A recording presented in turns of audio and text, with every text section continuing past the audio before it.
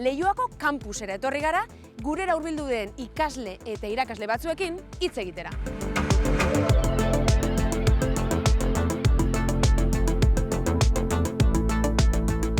Cedric, zu nongoa zara? Zein da zure etxeko hizkuntza eta hona Euskal Herrira etorri aurretik, zer zenekien euskararen inguruan?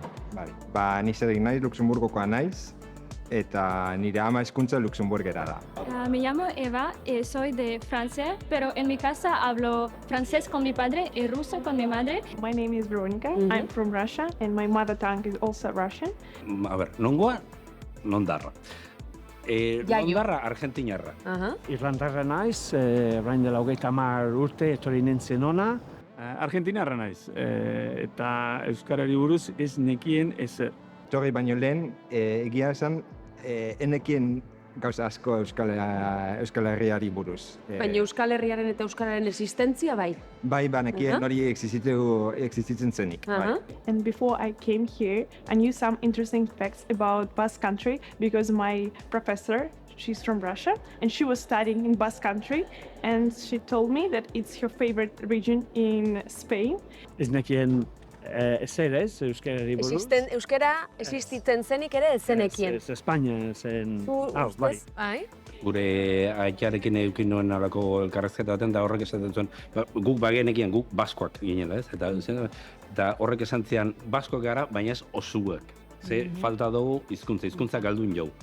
Eta hizkuntz galdu horren bila, hasi nintzen... Lehenengo astean ona heldu nintzenean, nintzen aekara, euskaltegi batera, eta apuntatu nintzen euskera ikastera. Orain dela 10 urte, gutxi gorabehera, hasi nintzen euskera ikasten.